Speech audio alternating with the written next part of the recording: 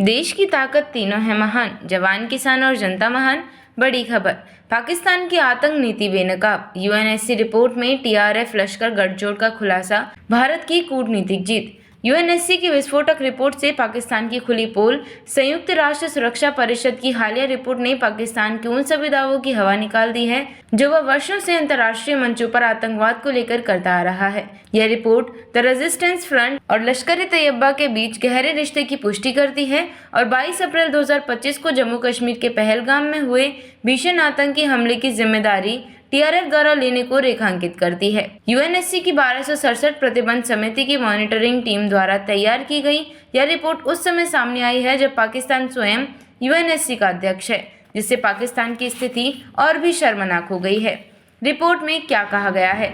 हमले की जिम्मेदारी टीआरएफ ने ली। रिपोर्ट में साफ कहा गया कि पहलगाम में 26 नागरिकों की जान लेने वाले हमले के पहले टीआरएफ ने जिम्मेदारी ली और बाद में दबाव में आकर जिम्मेदारी से पीछे हट गई। एलईटी की भागीदारी स्पष्ट। एक देश ने कहा कि बिना लश्कर के समर्थन के यह मामला मुमकिन नहीं, वहीं दूसरे ने टीआरएफ को एलईटी का नया चेहरा बताया। पाकिस्तान की बचाव की कोशिश फेल। यूएनएससी का एक सदस्य जिसे लेकर संदेह है कि वो पाकिस्तान का है, उसने एलईटी को अब निष्क्रिय बताने की कोशिश की, परंतु रिपोर्ट में धोखे की राजनीति उजागर हो गई।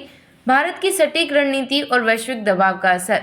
2023 से चल रहा भारत का सतर्क अभियान आखिरकार रंग लाया। अमेरिका ने पहले ही टीआरएफ को वैश्विक आतंकी संगठन घोषित किया था।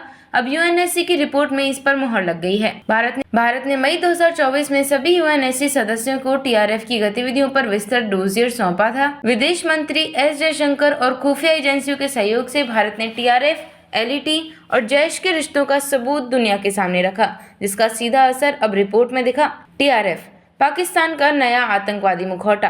भारत की खुफिया एजेंसियों के अनुसार पाकिस्तानी लश्कर और जैश जैसे बदनाम संगठनों को एक नए रूप में प्रस्तुत करने के लिए टीआरएफ और पीएफएफ जैसे नामों का निर्माण किया, ताकि अंतर्राष्ट्रीय दबाव से बचा जा सके और हमलों को स्थानीय विद्रोह का रोक दिया जा सके। लेकिन यूएनएससी की रिपोर्ट ने इस आतंकी ब्रांडिंग रणनीति को भी पूरी तरह से उजागर कर दिया है।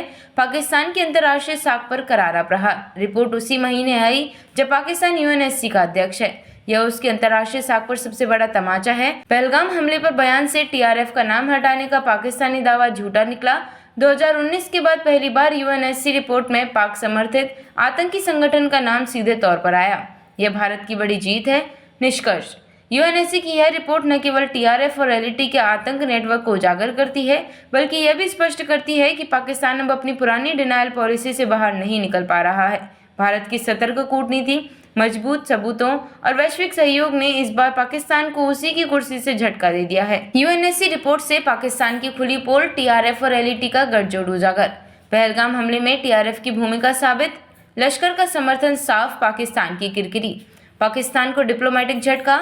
यूएनएससी रिपोर्ट में आतंकी गठबंधन में नकाब। टीआरएफ और एलईटी की साजिश से यूएन रिपोर्ट में पर्दा हटा।